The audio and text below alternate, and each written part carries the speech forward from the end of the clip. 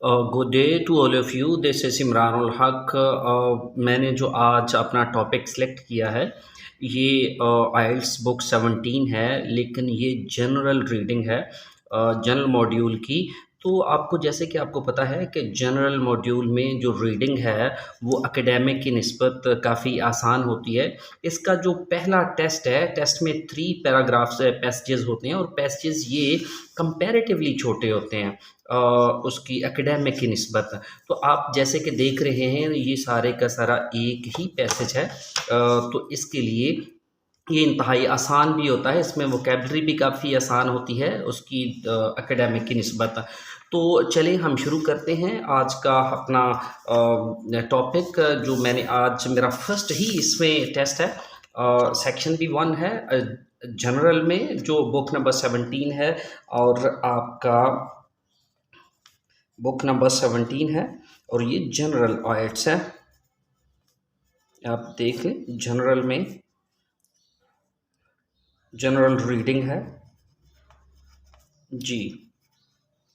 तो चलिए शुरू करते हैं जनरल रीडिंग में। सबसे पहले तो आप देखें कि ये टॉपिक है इसका, arriving in Singapore by plane. और तो इसकी जो हमारे पास इंस्ट्रक्शंस हैं वो हैं, read the text below and answer questions 1 to 5। चलिए तो क्वेश्चन 1 to 5 देखते हैं। फर्स्ट ऑफ ऑल तो इसकी इंस्ट्रक्शन पढ़ेंगे। Question number 1 to 5, which places would you go to the following situations. some places are given, you can see here alphabetically these are the places, and the instructions are, which places would you go to the following situation if you face some situations on at the airport. So आप कौन सी जो आपकी situations हैं, कौन सी places हैं, वहाँ पे आप जाएंगे। तो match each statement with the correct letter. आप देखें कि यहाँ पे मल्टीपल जो ऑप्शंस दी हुई हैं ए से एच तक, तो आप देखेंगे कि कौन सी ऑप्शन जो है फिट आती है इन स्टेटमेंट के सामने। तो हम उसी स्टेटमेंट, अगर ए है तो 1 के सामने एक ए लगाएंगे, बी है तो बी लगाएंगे। तो लिहाजा फर्स्ट ऑफ ऑल हम चलते हैं क्वेश्चन नंबर 1 की तरफ। You find your flight that your suit case has split. पहली बात तो ये है कि अगर देखें तो आपने कीवर्ड्स देखने हैं आफ्टर योर फ्लाइट, अपनी फ्लाइट के बाद, that your suit case has split, आपका सूट केस जो है वो टूट गया है, वो ख़राब हो गया है।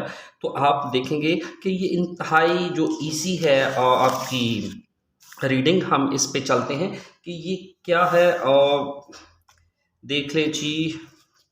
आप यहाँ पे आएंगे, यहाँ पे you can proceed to the lost and found counter for advice if you cannot find your baggage or would like to report the damaged baggage। अगर आप देख रहे हैं डैमेज्ड बैगेज है, वहाँ पे स्प्लिट आपका आ रहा है, यहाँ पे आपका डैमेज्ड बैगेज आ रहा है। तो आपने जाना कहाँ है, you can proceed to the lost and found counter. आपने लॉस्ट एंड फाउंड इस पे जाना है, जो आपका काउंटर है यहाँ पे जाना है। तो आप देखिएगा यहाँ जाना है फॉर एडवाइस के लिए। If you can not find your baggage, अगर आपको अपना बैगेज नहीं मिल रहा, और would like to report damage, या आपने डैमेज जो आपकी हुआ है उसकी रिपोर्ट करनी है। तो यहाँ पे देखेंगे कि लॉस्ट एंड फाउंड काउंटर, ये देखा आपने, वो चूंकि वहाँ पे यही कह रहा है कि लॉस्ट एंड फाउंड जो काउंटर है वहाँ पे आपने जाना है। तो यहाँ पे ये ऑप्शन 3 में दिया हुआ है, सी ऑप्शन में दिया हुआ है। तो आपने क्या करना है कि यही सी ऑप्शन जो है वो 1 क्वेश्चन के आगे आपने लिख देनी है सॉरी। तो चलें अब हम चलते हैं दूसरी जो हमारी क्वेश्चन है उसकी तरफ। You want to reserve a room at a transit hotel. अगर आप देखें तो एक तो कीवर्ड है ट्रांजिट होटल, दूसरा है रिजर्व। तो हम अब देखेंगे कि कौन सी जो जगह है वहाँ पे आपने ट्रांजिट होटल्स और रिजर्व आ रूम, जो आपके कीवर्ड्स हैं वो आपने तलाश करने हैं। तो देखते हैं हम, ये देखें होटल रिजर्वेशन, ये आपके कीवर्ड्स होते हैं। यहाँ पे जो जनरल रीडिंग है ये कंपैरेटिवली काफ़ी आसान होती है। You can make these at the hotel reservation counter with the $10 per reservation deposit deductible from your hotel bill at the end of your stay। these counters do not handle the transit hotels। अगर आप देखें ये जो ऊपर counters कहा है उसने, hotel reservation counter जो है, इसके बारे में कहता है these counters do not handle the transit hotel. Transit hotels को ये हैंडल नहीं करते। फॉर दीज यानी ट्रांजिट होटल के लिए go to the reception desk. आपको कहाँ जाना पड़ेगा जी? रिसेप्शन डेस्क पे जाना पड़ेगा। रिसेप्शन डेस्क पे जाना पड़ेगा। अब हम देखेंगे कि ये जो आपका सेकंड हमने क्वेश्चन देखा है, सेकंड देखा है हमें, you want to reserve a room at a transit hotel. तो यहाँ पे अगर ऑप्शन देख रहे हैं आप, तो आपको रिसेप्शन डेस्क पे जाना पड़ेगा। हमारे पास जो रिसेप्शन डेस्क है, ये देखते हैं कौन सी ऑप्शन पे आ रही है। तो ये जी ऑप्शन पे आ रही है, जी ऑप्शन पे। तो आप इसके सामने जी लिख दें। आप ये भी कोशिश करें कि जो आप पहले लिखते जा रहे हैं उसको आप उस पर लाइन लगा दें, ताकि आपकी दोबारा इस पर नज़र ना पड़े और आपका टाइम जो है वो बच जाए। चलें तो तीसरे पे चलते हैं। You are not sure if you have bought too much bought too much.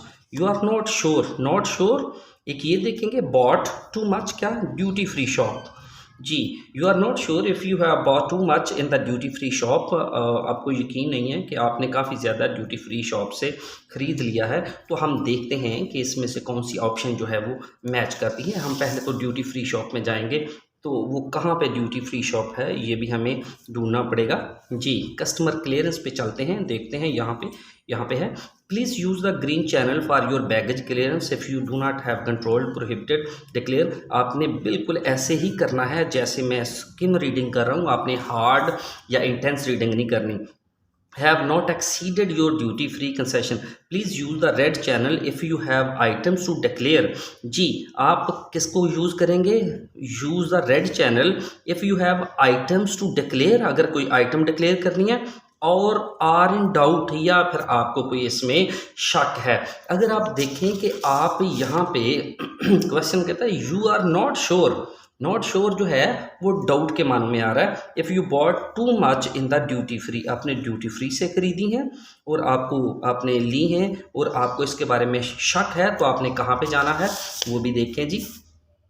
तो कहता है if you do not have controlled और प्रोहिबिटेड आइटम्स टू डिक्लेयर, और या फिर have not exceeded your duty free concession, please use the red channel. तो क्या करना है आपने? Red channel. If you have items to declare, अगर आपने आइटम्स डिक्लेयर करनी है और इन डाउट या फिर आपको उनको श्योर नहीं है उनके बारे में, तो आपने रेड चैनल पे जाना है। हमारे पास जो रेड चैनल है वो हमारे पास डी ऑप्शन आ रही है, डी ऑप्शन। तो हमारे पास ये जो है वो यहाँ पे डी ऑप्शन आ रही है, तो डी ऑप्शन के साथ ही आपने इस पे लाइन लगा दें ताकि ये आपको याद रहे कि ये हो गया है। चलें तो हम क्वेश्चन नंबर 4 पे चलते हैं। You are not sure where to collect your luggage after your flight. जी, where, you are not sure, again not sure आ रहा है, वेयर टू कलेक्ट आ रहा है, ठीक है जी, लगेज आफ्टर योर फ्लाइट, यानी फ्लाइट के बाद आपने अपना लगेज जो है वो कहाँ से जो है वो कहाँ से कलेक्ट करना है। तो देखते हैं जी हम इसमें बैगेज, ये बैगेज की बात करता है, उसका मतलब है कि बैगेज क्लेम की बात करनी है। You can refer to the flight information television screen on level 2।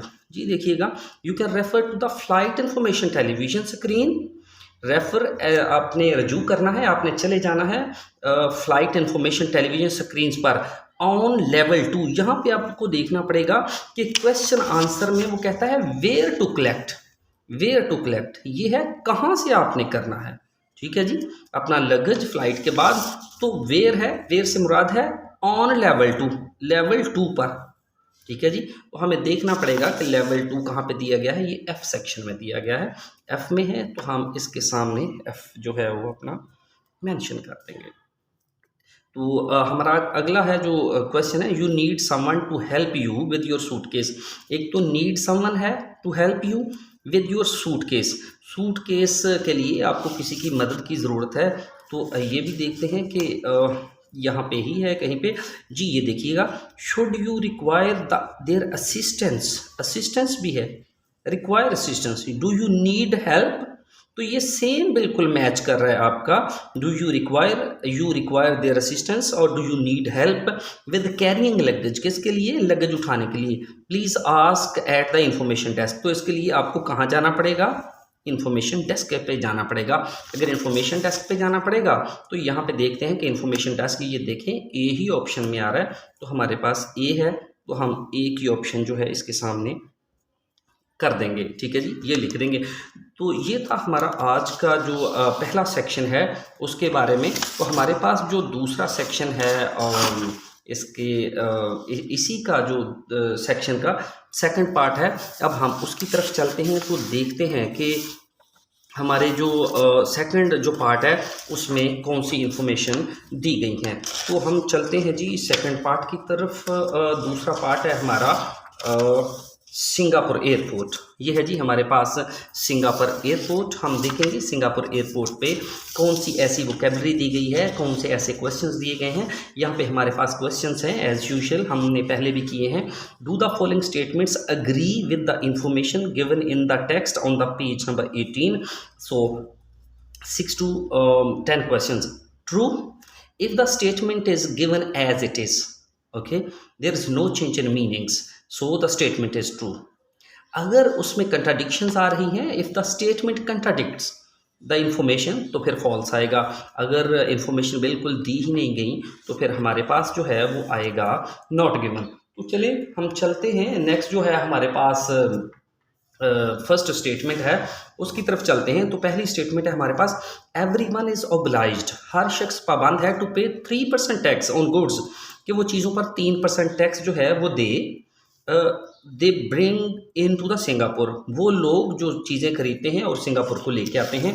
तो हम देखते हैं यहाँ पे 3% की बात करता है। तो शुरू में ही अगर आप देखें तो शुरू में ही 3% की बात करता है। ये देखें Singapore airport, goods and services tax relief, 3% goods and services tax is levied, यानी 3% टैक्स जो है वो लगाया जाता है on the sale of all goods, all goods पर, तमाम गुड्स पर, imported into the Singapore, Singapore में जो आते हैं। ठीक है ना जी, तमाम जो गुड्स हैं, जो आइटम्स हैं, उन पर 3% जो टैक्स है वो आयद किया जाता है। If you are a visitor, returning citizen और permanent resident of Singapore, you may be granted relief. जी, ये यहाँ पे रिलीफ भी दिया गया है, रिलीफ अंडर सर्टेन कंडीशंस। यहाँ पे अगर आप विजिटर हैं, अगर आप रिटर्निंग सिटीजन हैं या परमानेंट रेजिडेंट हैं सिंगापुर के, तो आपको जीएसटी में रिलीफ भी दिया जाएगा अंडर जो सर्टेन है हमारी कंडीशन है। अच्छा, तो यहाँ कहता है एवरीवन इज ऑब्लाइज्ड, अगर देखें तो ये एवरीवन है, ऑब्लाइज्ड, हर एक को पे करना पड़ेगा 3% टैक्स। जी ठीक है, जो आता है सिंगापुर में। लेकिन यहाँ पे देखेंगे तो कहता है against if you are visitor, returning citizen और permanent resident of Singapore, you may be granted GST relief. लेकिन यहाँ पे रिलीफ की भी बात की जा रही है, इसलिए स्टेटमेंट जो है वो कंट्राडिक्ट कर रही है, तो जब स्टेटमेंट कंट्राडिक्ट कर रही हो तो हमारे फॉल्स होता है। लेकिन जी फॉल्स होगा हमारे पास। मैं सोच रहा था कहीं नो ना हो, यस नो जो नॉट गिवन है वो भी वो ना हो। तो असल में अगर यस नो और नॉट गिवन हो तो आपने यस का वाई लगा देना है, फॉल्स का एफ, नो का एन और नॉट गिवन का एन जी। तो चलिए हम अगले की तरफ चलते हैं। You can only reclaim tax on purchase made in the certain shops. जी, आप रिक्लेम कर सकते हैं टैक्स का अगर आपने किसी ख़ास दुकानों से कुछ ख़रीदारी की है। तो हम देखते हैं जी इसमें भी कि कहता है शॉपिंग की है, तो आप देखें कि शॉपिंग में ही ये सब कुछ होगा। एज अ टूरिस्ट और visitor you can apply for refund, यहाँ पे रिफंड भी है जी, at customs of 3% GSTs on goods purchased during your stay in. जी ये है शॉप, जी प्रोवाइडेड, ये आप रिफंड कर सकते हैं इसको, 3% GST ऑन गुड्स परचेज जो आपने खरीदी है during your stay in Singapore में दौरान, provided you shops at stores with the tax free shopping logo. अगर तो आप टैक्स फ्री शॉपिंग लोगो वाले स्टोर की दुकान से, स्टोर्स में जो शॉप है वहाँ से खरीदेंगे, ठीक है जी, तो आपको रिफंड जो है वो किया जा सकता है और रिफंड के लिए आप अप्लाई कर सकते हैं। अगर हम यहाँ पे देखें तो कहता है you can only reclaim tax on purchase made in certain shop. यहाँ पे सर्टेन शॉप भी है, सर्टेन शॉप की बात करता है, तो यहाँ पे भी कहता है shops at stores with the tax free shopping logo. ये स्पेसिफिक स्टोर्स या स्पेसिफिक शॉप्स की बात हो रही है। अगर वो वहाँ से आप खरीदारी करेंगे तो आपको 3% जो है टैक्स जो है उसके लिए आप रिक्लेम कर सकते हैं। तो स्टेटमेंट एज इट इज़ ही है, मीनिंग दे रही है, तो ये ट्रू के मानों में आएगा। चलिए, तो है if you have spent a total 150, if you have spent a total 150 on your purchase, अगर अपने परचेज पर $150 जो हैं वो टोटल $150 स्पेंड किए हैं, you can get a tax refund, तो आपको जो टैक्स है वो रिफंड हो जाएगा। ठीक है जी। तो देखते हैं हम अपना नेक्स्ट जो है क्वेश्चन है हमारा। क्वेश्चन की स्टेटमेंट जो है हमारी वो है you have to reclaim your 150 और आप है योर परचेज यू कैन, तो 150 जो है हमारे पास एक 150 है, परचेज है, यू कैन टैक्स रिफंड है। तो ये हमारे पास जो है ये हमारे पास कीवर्ड्स हैं। तो देखते हैं कि 150 की कहीं पे यहाँ पे बात हो रही है, spend a minimum amount of 100 at any one shop and at least, या फिर कम अज कम 300 इन टोटल। टोटल कितना है जी 300, एट लीस्ट 300 टोटल। लेकिन अगर आप देखें तो क्वेश्चन में वो टोटल कह रहा है, क्वेश्चन की जो स्टेटमेंट है उसमें टोटल कह रहा है कि if you have spent a total 150 on your purchase you can get a tax refund. तो अगर देखें तो यहाँ पे जो स्टेटमेंट है वो कंट्राडिक्ट कर रही है। कहता है कि spend a minimum amount of 100 at any one shop and at least 300 in total. अगर तो 300 टोटल आप करेंगे तो वहाँ पे 150 लिखा हुआ है, इसका मतलब है यहाँ पे कंट्राडिक्शन आ रही है। ऑब्टेन अ ग्लोबल रिफंड, फिर आप ग्लोबल रिफंड चेक जो है वो आप अपनी प्लेस ऑफ परचेज से आप यूज़ कर सकते हैं। तो अगर देखें तो स्टेटमेंट जो है वो फॉल्स हो रही है। ये हमारे पास 8th है जी। 9th है you have to reclaim your tax within a certain amount of time, certain amount of time. हम इसको गो थ्रू करेंगे, कहीं पे भी टाइम का जिक्र है यहाँ पे। Certain amount obtain great when collecting your refund you have several choices, cashback cheque और एयरपोर्ट कम्स एडिशनल। अच्छा, अगर आप देखें तो यहाँ पे कहीं पे भी इसका जिक्र नहीं है कि you have to reclaim your tax within a certain amount of time. अगर आपको नहीं दिया गया कुछ भी, जो स्टेटमेंट नहीं दी गई, तो इसका मतलब है कि ये एनची होगा। हमारा 10th है जो क्वेश्चन, उसकी तरफ चलते हैं। You will be charge a certain amount, आपसे ली जाएगी अ certain amount for administration when you get a tax back. जब आप टैक्स बैक लेंगे तो आपसे एडमिनिस्ट्रेशन के लिए कुछ चार्ज किया जाएगा और सर्टन अमाउंट चार्ज की जाएगी। तो चलें जी, व्हेन कलेक्टिंग योर रिफंड, ये देखें आपने रिफंड किया है ना, you have several choices, cash, bank cheque और चांगी एयरपोर्ट शॉपिंग वाउचर आप इसमें ले सकते हैं, which comes with an additional 10% value. ठीक है जी, आप कैशबैक ले सकते हैं।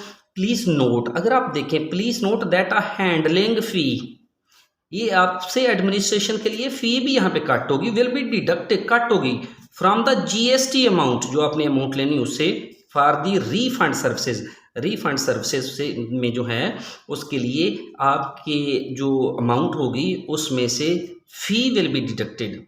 ठीक है जी, तो for the GST amount for the refund services के लिए।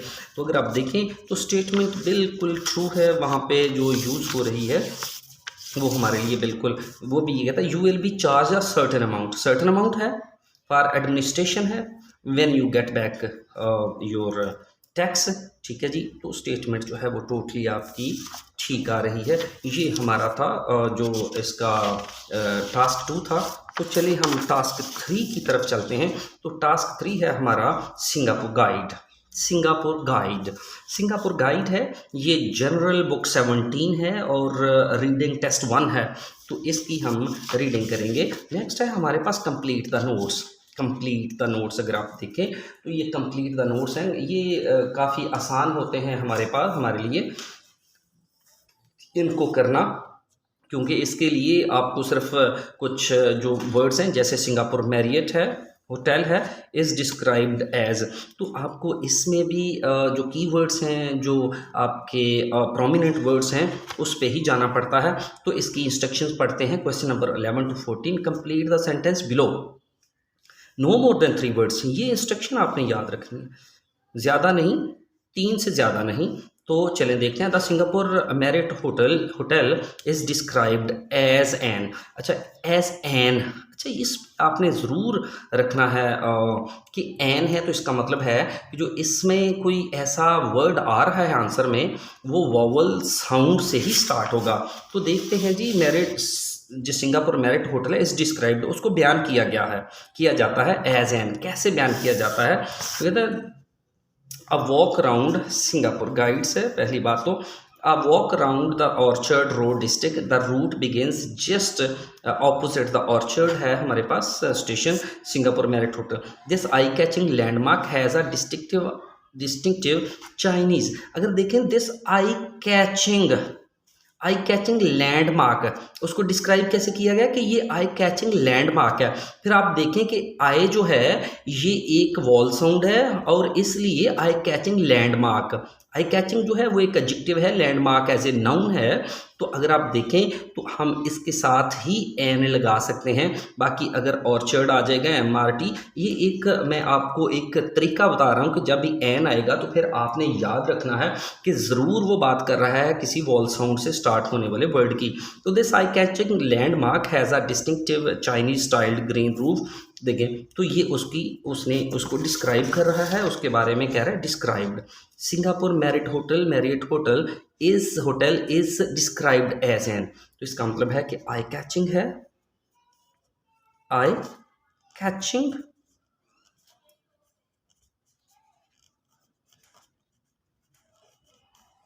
कैचिंग है हमारे पास, और आई कैचिंग लैंडमार्क है। आप क्योंकि आपने 3 वर्ड लिखने हैं तो आई कैचिंग लैंडमार्क। हिस्टोरिक टोकन होता है, हिस्टोरिक मार्क होता है जो लैंडमार्क होता है। तो हमारा दूसरा है द लैंड, ये देखिए, land that Tang bought was located opposite. ये आपके पास जो वर्ड है, की वर्ड है, टैंग ने जो ज़मीन खरीदी है वो कहाँ वाक़ है? ऑपोजिट है, किसी चीज़ के सामने है या मुखालफ है। तो हम देखते हैं जी, टैंग, ये टैंग है हमारे पास। कहता है foresaw that the area could become a bustling shopping centre since residents in the neighbouring Tanglin district had to pass en route to work at the commercial center Raffles Place. So with the roof tiles brought in from his hometown in the Soweto province of China, Tang ने built किया department store, एक department store built किया on what was then a cheap isolated plot of land था। The plot faced, अच्छा ये plot जो है ये फेस्ड, ये बिल मुकाबल है, सामने है किसके? सेमेट्री के। What is cemetery? Cemetery basically a graveyard. ठीक है जी। तो लैंड दैट, आपने देखा प्लॉट ऑफ लैंड उसने खरीदा है, प्लॉट ऑफ लैंड खरीदा है जी। तो कहता है the land that Tang bought, खरीदा है ना वहां पे, आपने देखा बॉट वॉज लोकेटेड, वो वाक़ है ऑपोजिट, किसके ऑपोजिट? सेमेट्री। जैसे मैंने बताया है कि सेमेट्री कहते हैं जी और हम कब्रिस्तान को, तो सेमेट्री यहाँ पे जो आ रहा है सेमेट्री। तो नेक्स्ट है हमारा the dash of the new building, of the new Tang building is very similar to that of original building. तो ये आपके कीवर्ड है। चलिए देखते हैं कीवर्ड और कौन से हैं यहाँ पे। कहता है his foresight paid off today. Tangs is one of the Singapore's most prominent and recognized homegrown department stores की बात करता है। Proudly showcasing local fashion and household products even when the original building, ये देखें यहाँ पे वो ओरिजिनल बिल्डिंग की भी बात कर रहा था। Original building was torn down, जब उसको गिरा दिया गया, ठीक है जी, इन 1982 में। अब ये भी देखें the new building is very similar to that of the original building. यहाँ पे ओरिजिनल बिल्डिंग जो उसने नई बिल्डिंग तामीर की है, ठीक है जी, वो सिमिलर है ओरिजिनल बिल्डिंग से। तो ओरिजिनल बिल्डिंग अभी तक हमने देखी है, original building was torn down, उसको गिरा दिया गया 1982 में। To give way to the present super store, मौजूदा सुपर स्टोर को जगह देने के लिए। And skyscraper, skyscraper बहुत जो ऊंची लंबी इमारतें होती हैं काफ़ी स्टोरीज वाली, उसको कहते हैं होटल। इट रिटेन्ड, अच्छा इसने रखा, इट्स यूनिक चाइनीज आर्किटेक्चर। अच्छा तो देखें ये जो आपने देखा है कि बिल्डिंग जो थी उसने, building was torn down in 1892 to give way to the present, जो अभी मौजूदा सुपर स्टोर है, स्काई स्क्रैपर है, इसको जगह देने के लिए। It retained its unique Chinese architecture, ये सिमिलर था, ठीक है जी, यूनिक चाइनीज आर्किटेक्चर से। तो यूनिक आर्किटेक्चर जो है वो बिल्कुल इसकी तरह ही वो बिल्डिंग थी, तो सिमिलर बिल्डिंग थी यूनिक चाइनीज आर्किटेक्चर से जो उसने बनाई है। तो ये फिर इसका मतलब है कि यहाँ पे आपका जो आंसर आ रहा है वो यूनिक आर्किटेक्चर बिल्डिंग आएगा। क्योंकि आपने रफली 3 वर्ड लिखने हैं तो आपने यूनिक, स्पेलिंग आपके हर सूरत ठीक होने चाहिए। अगर स्पेलिंग ठीक होंगे तो फिर ही आपका आंसर दुरुस्त होगा, अदरवाइज आंसर आपका गलत होगा। ये आपने ज़रूर लिखना है जी, आर्किटेक्चर।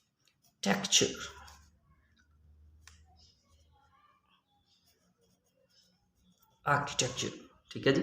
तो नेक्स्ट है हमारे पास एक्सेस टू सेवरल, एक्सेस पहुंच टू सेवरल, ठीक है, मैनी कोई चीज़ है जहां पे एक्सेस है। At the Singapore airline service centre, ये आपके पास कीवर्ड्स हैं, ये आपके पास कीवर्ड्स हैं। Means that you don't need to wait for assistance, आपको वेट नहीं करना पड़ता असिस्टेंस के लिए। तो एक्सेस टू, आपकी एक्सेस होती है, पहुंच होती है काफ़ी ज़्यादा किसी मकाम पर, एट द या किसी जगह के लिए, eight the Singapore airline centre, Singapore airline centre. तो हम देखेंगे सिंगापुर एयरलाइन सेंटर जो है वो कहाँ पे है। सिंगापुर एयरलाइन सेंटर्स है यहाँ पे हमारे पास, प्लाजा कॉस्मेटिक्स है यहाँ पे, Singapore airline centre,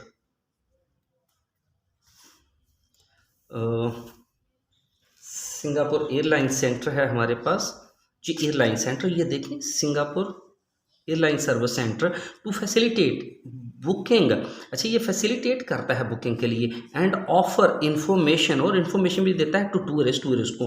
also available access are number, अगर देखें आ नंबर ऑफ की बात करता है, नंबर ऑफ की, अवेलेबल की बात करता है, ऑल्सो अवेलेबल। चलिए तो क्वेश्चन स्टेटमेंट की जाते हैं। एक्सेस, एक्सेस है तो अवेलेबिलिटी की बात करता है। टू सेवरल, सेवरल है, अ नंबर ऑफ, ठीक है जी। तो आपने विजिलेंट रहना है, स्मार्ट वर्क पे बिलीव करना है। अगर स्मार्ट हैं आप तो आपके लिए आइल्स रीडिंग जो है वो कुछ भी नहीं है। तो वोकैबलरी हो आपके पास अच्छी, आप स्मार्ट वर्क पे बिलीव करते हैं तो बिल्कुल ईजी है। Access to several at the Singapore Airlines. अब देखें also available are a number of, क्या, computer terminals for self booking, ठीक है जी। ये आप देखें computer terminals for self booking है, ये अवेलेबल हैं आपकी जो सिंगापुर एयरलाइन सर्विस सेंटर है उसके लिए, ठीक है जी। तो आपने करना कंप्यूटर्स, आप टर्मिनल्स लिख लें, टर्मिनल्स, ठीक है, टर्मिनल्स,